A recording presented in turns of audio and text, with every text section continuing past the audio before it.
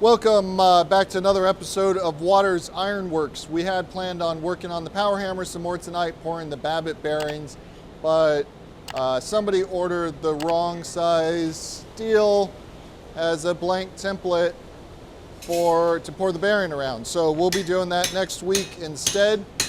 So this week, what we're going to do is start the ABANA blacksmithing program. I want to become a certified ABANA blacksmithing instructor.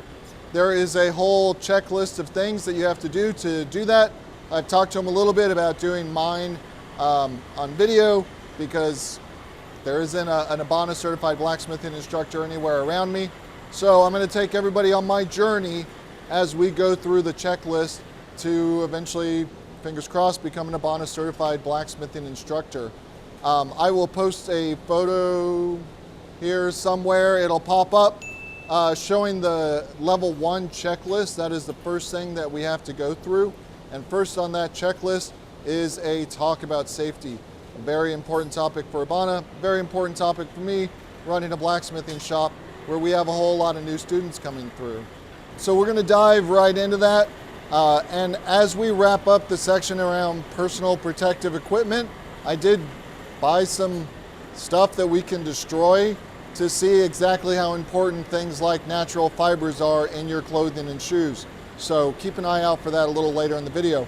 But let's start talking about eye protection, a critical item when you are blacksmithing. It is very easy to get scale, to get bits of coal, all kinds of stuff flying up towards your face. And you really need some sort of eye protection in order to keep you safe. I've got these safety glasses. I just ordered them recently. They're specially designed to be worn with normal glasses, and they actually do a pretty good job of it. So I'm very excited to have these. As a glasses wearer, one of the challenges I've always had is finding safety glasses that will fit over my existing glasses. And this pair do a really good job. I'll drop a link to them down below so that you guys can see these. What you really are looking for in safety glasses for blacksmithing is something that is going to be rated as safety glasses and comes around and covers the sides and the bottom of the eye as much as possible, so that if you've got something coming up low, it's going to try and block that. These will not block everything, especially small particles and stuff like that may still find their way in, but they are going to do a lot to keep your eyes safe. They are rated for low impact situations. Really anything you do in the blacksmithing shop, from forging to any of the power tools, things like that, you're going to want a good pair of safety glasses with those side shields to keep you safe. What does not work as safety glasses are those full face shields. If you think, hey, even better, I'm going to protect my whole face, the way those are designed, they're really meant to be worn with safety glasses in addition to them. Those full face shields are intended to keep things from hitting the skin of your face. So if you're doing wire wheeling or something like that, where you've got a lot of stuff, angle grinding, potentially coming at your face, and you don't want it hitting your cheeks, your forehead, face shield is good for that, but it does still require eye protection under it. Sticking with the head, the next thing is ear protection. And I'll admit, this is one that, especially when I'm teaching and I'm doing videos, I'm not as good about making sure I'm always taking care of my ears. I have a set of earbuds that sync to my phone so I can listen to music, podcasts, things like that while I'm blacksmithing. I think those are a great option as long as they are rated to bring that noise level down. The biggest thing on ear protection is you want something that you're going to wear. If you don't wear it, it doesn't matter if it's sitting on your bench. It is something that you need to find comfortable, that's going to protect your ears, and that you are going to wear consistently. So something that lets you listen to music or podcast or whatever else is a really good choice when it comes to ear protection. Blacksmithing can get very loud. Hammering on the anvil can get up in the 150 plus decibel range, which can cause immediate ear damage. Using the angle grinder, things like this, it is very, very loud and can very quickly start causing hearing loss. You know, the old adage is that An old blacksmith is a deaf blacksmith. So if you value your ears, even if you're younger and it doesn't seem like blacksmithing, hey, I've been doing it for a little while, not really noticing anything, over time that will build up. So find some ear protection that you like and that you're going to wear consistently, and then make sure that you're doing it. I'm going to make that my pledge for 2023, to do a better job of taking care of my ears, because my wife does already say that I say, "What was that?" a lot when she's talking to me. The next item when it comes to personal protective equipment is gloves. You guys have seen from my videos, I very rarely wear gloves. And this is some personal preference in the blacksmithing community over whether you wear gloves or not. My stance is, if there is ever anything hot enough that I need gloves in order to touch it safely, I don't want to be touching that with or without gloves. I want to use tongs. The only time that I'm really going to use gloves are if I've got a large hot piece of steel and I'm doing something like holding a hand tool over it, and that radiant heat is causing me problems. I will then wear a glove on the hand that is going to be near that heat source. That's not to say that you can't wear gloves. There are smiths out there who do. You'll see that some smiths will wear gloves specifically on the hand that is holding the metal or holding whatever they're doing, just to give them a little bit of protection, especially if you don't clean up the ends of your steel, you're working with scrap steel, things can be sharp. A pair of gloves can help with that. And then there's some smiths who use them on both hands. I tend to not like it on the hammer hand because I feel like it doesn't keep my grip on the hammer as nice as I would like. I get a better grip without gloves on. And if you've got a hammer that fits you well and you've taken all the polish and stuff off the handle, you're not really going to have to worry about blisters or anything like that. So while you're actually forging, gloves are an option. I tend to think you're better off not. The big downside, in my view, is there's two, right? One, gloves have a hole, so things can fall down into the glove. And once it gets down into that glove, it can really cause you some serious problems. The inside of the glove may be sweaty, it may be wet. You get a hot piece of steel either falling in there, or you grab something that is hot, that sweat, that water can evaporate and cause steam inside the glove, and then give you steam burns in addition to a regular burn. I say don't wear them when you're blacksmithing in general. If it is something you really want to do, just make sure that you've got gloves that can come off very quickly and are made out of a natural material that's not going to melt on your hand, which is a big risk for some modern gloves.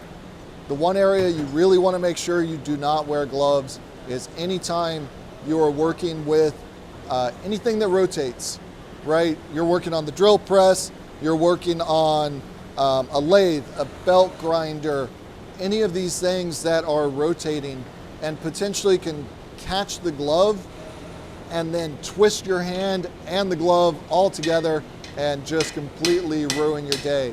I will not link to or show any videos, but if you go look up glove-related injuries, you can see some examples of the bad things that can happen when you get a glove caught in a machine. So anything that's rotating, keep your gloves away from that. You do not want them unless you get some of these high-tech, newfangled gloves that are designed to rip apart in those situations.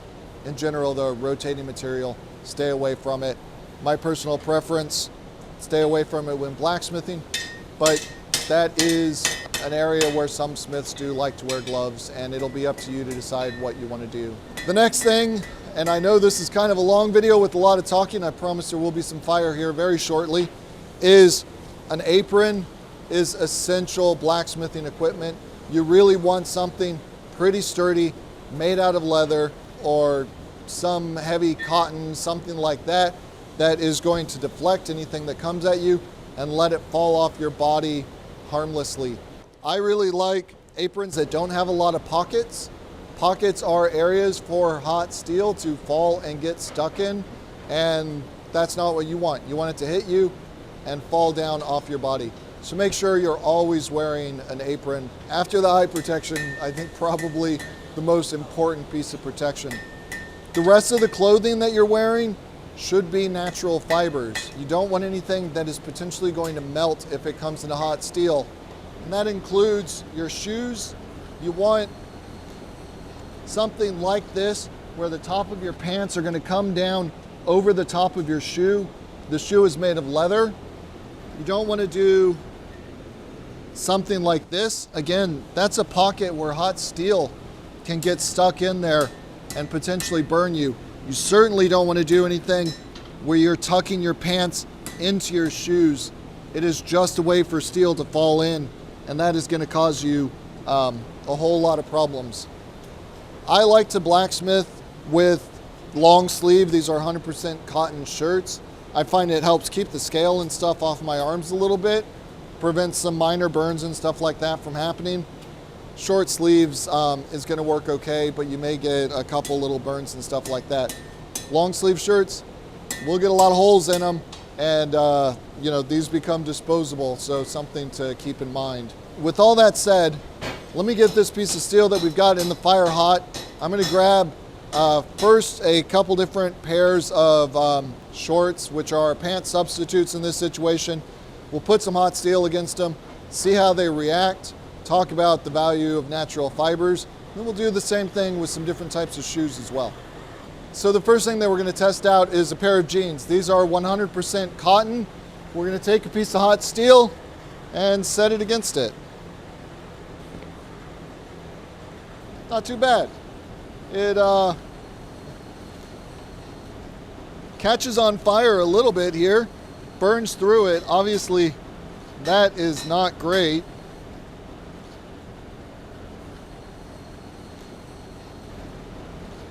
So it's not going to protect you clearly if you have something get pressed against you like that. If we go for more of a kind of sweeping blow, yeah, you know what, that's not bad. That'd protect you, get a little bit singed, but nothing terrible there. Now we've got a pair of synthetic shorts here. Let's try these out.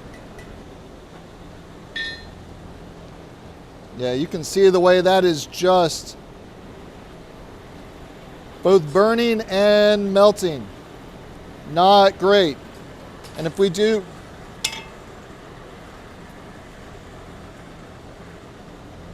that is really sticky. If we do our swipe test here, I mean, these really just kind of fall apart pretty quickly. And I mean, that's a mess, right? And this is the big danger that you're going to run into if you go with the synthetic fibers. They melt, right? So if you've got this on, hot piece of steel falls, not only is it going to burn you, but this stuff is going to catch on fire and melt onto the wound, which I really think is not something that you're going to want. We've got another pair. These are not jeans. They are 100% cotton. They're a little bit lighter weight. So I was curious what would happen with these. Set it on there for a second. And clearly, I mean, we can set this stuff on fire, but we're not getting any melting with it. It looks like maybe it does burn through a little easier. If we do that scrape test, getting a little bit of a hole there, it is catching on fire, which is a little concerning for something you might wear. And I think that's because it's this lighter material. It's just getting more oxygen, a little easier for it to burn. But no melting, which is an important improvement. Yeah, it definitely catches on fire though. So,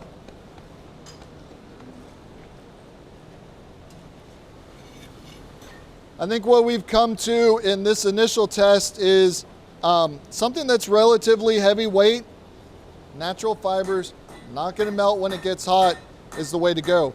I did want to do one more test where we'll hit them with a blowtorch and see what happens in that situation. So we'll start back with the jeans and go through these one more time. MAP gas torch here. Let's see what happens if we get careless And we accidentally hit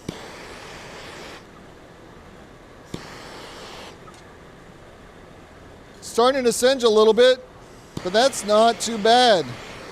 Like, you got to give that some real effort to get it going, and even with all that, yeah, okay, we're starting to break through there. But that is going to provide you, I think, with some good protection. We've got a big tub of water right here in case we need it, which we may. These are the synthetic shorts again. We're gonna hit them with the torch. And yeah, I mean, those just instantly melt away and turn into a pretty sticky mess there.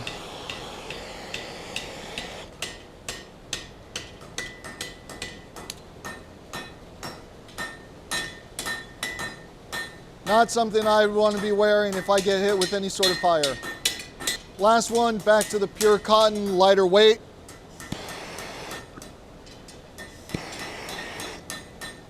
I think pretty similar to the jeans. They do catch on fire, they will burn. And it seems like burn a little bit easier probably than the jeans did. But it's not melting onto you, which I think is critical.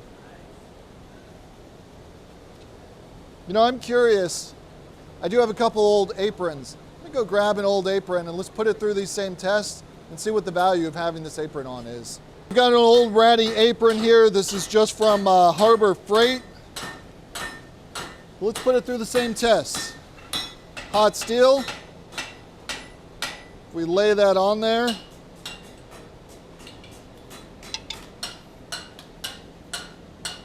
That is still solid.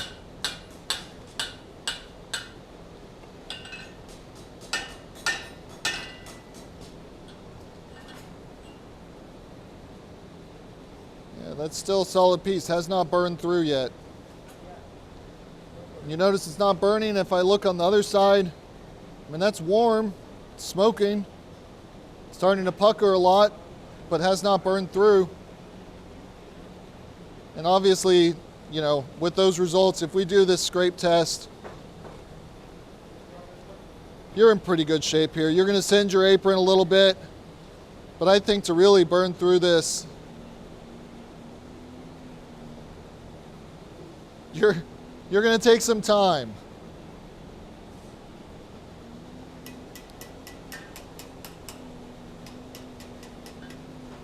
I think this really highlights the value of the apron, right? Everything else, that would have burned all the way through, been on the anvil, no problem. But this is still solid. The back of that is still in pretty good shape. A hot piece of steel, even if it's up against you for a somewhat lengthy period of time like you were seeing, you're not gonna have that hot piece of steel directly on you. Let me grab the torch. We'll hit it with the torch and see how it does there.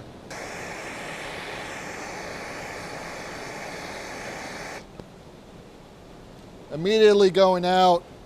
That's still solid, not even that hot really. If I wanted to burn through this thing, and that is going to take some work. That is still providing a good bit of protection there. The back, not even singed really yet.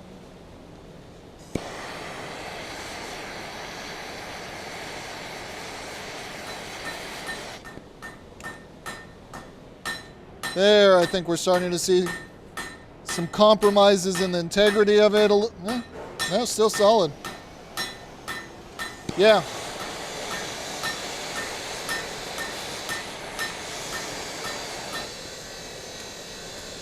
This thick leather apron, obviously providing, there we did manage to get through, but providing a whole lot of protection, much more than jeans or any sort of pants are going to provide. Really why it is so critical to make sure that you've got an apron on and you're keeping anything that's hot from coming into direct contact with you. Closed-toed shoes, obviously a big must. It is important though that you also look for shoes made with real leather or some sort of other, really I think leather is what you want, but heavy duty natural fiber.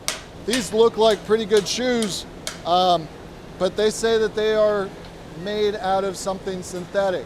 I'm not sure exactly what they're made out of, but I figured we take a look and see what happens with synthetic shoes when exposed to the sort of heat we work with.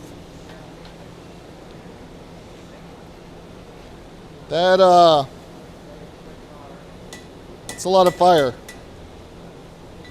And that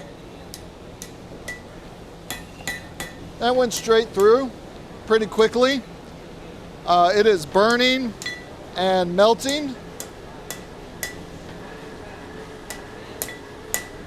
Oh,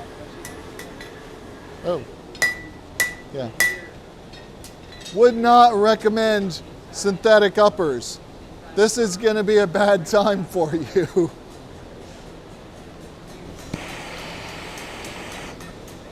Again, that starts charring pretty quickly.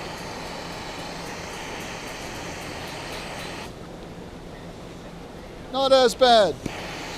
I think the steel gets a fair bit hotter than this. You can see how that's starting to melt away. Has caught fire again.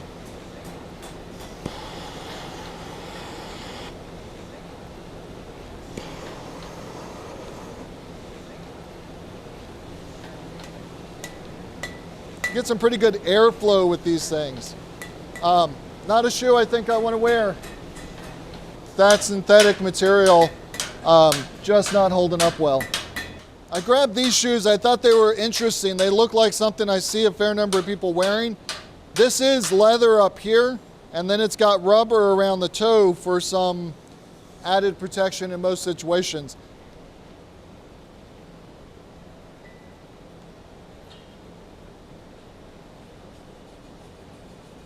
Laces are starting to catch on fire, but the leather itself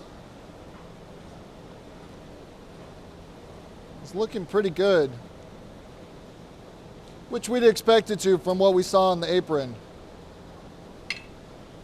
These man-made parts though are definitely, right, I got some on the inside of the shoe there, causing some problems. Let's get that out. Let's test on the rubber portion of it now.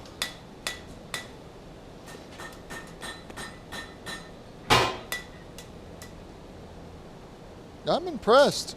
I would have thought that this would have caught fire and melted through.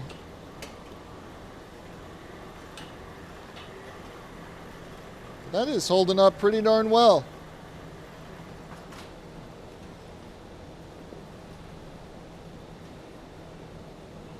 You get this hot one more time and let's see what it looks like at max heat. We've got the steel nice and hot. Let's put it right on that rubber.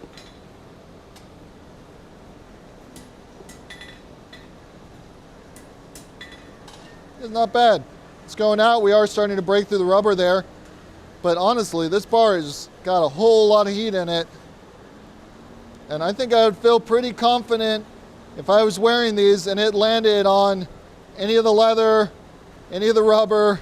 Maybe a little less confident when it lands on these laces. And certainly if it manages to sneak down and you have something that drops inside with your foot in there, that's going to be a bad time. All that synthetic material on the inside of this thing starts melting just like all the other synthetic stuff we've seen. So good reason to make sure that your pants do come around the tops of your shoes. You do not want something hot landing on that synthetic inside.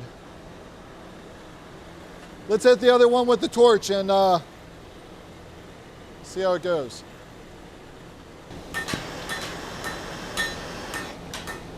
That leather is holding up pretty well, it looks like. If we hit the rubber,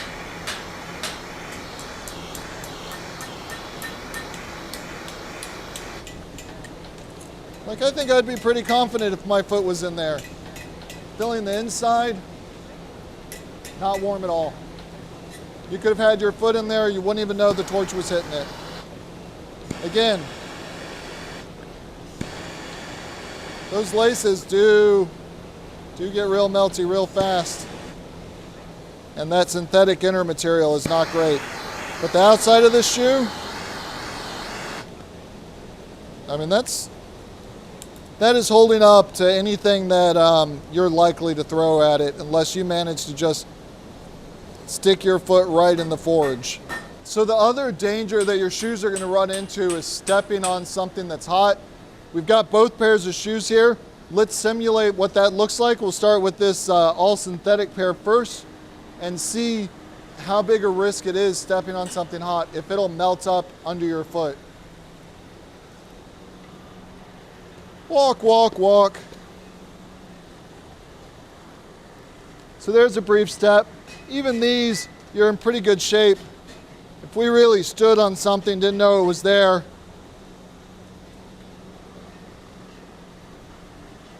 I think you're in pretty good shape there. It is on fire, definitely. It started melting through.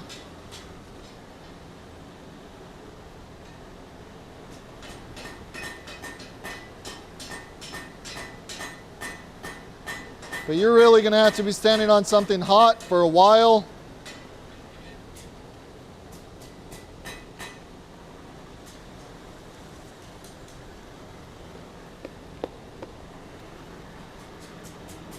Even there, we're not through. Still solid on the inside, not hot.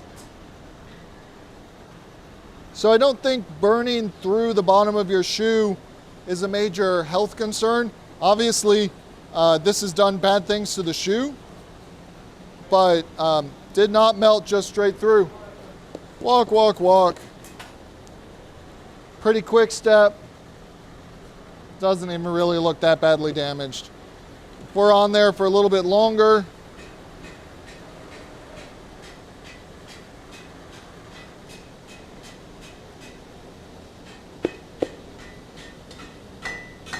again, these shoes, the rubber on the bottom, in pretty good shape after a very hot piece of steel and a pretty substantial amount of time.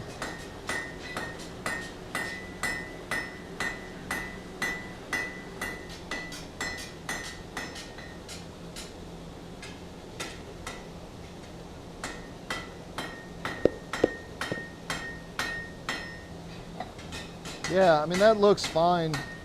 Obviously some damage done to it, but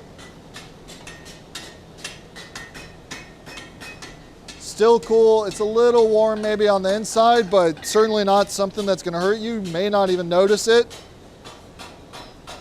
I think the threat of a small piece of steel being on the ground, stepping on it and having it just melt through the bottom of your shoe, probably not a major risk.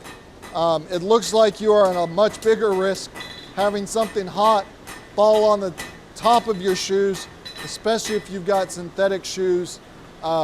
Those, I think it would go right through some shoes pretty quick, catch the inside on fire with your foot in there, cause you a whole lot of hurt. This safety video is getting a little long because we spent a long time burning stuff. I think we may wind up splitting this up into 2 parts. If we decide to do that, you are seeing this now. So thank you for watching part 1. We will be back shortly with part 2, where we'll finish up the safety course. See you again soon.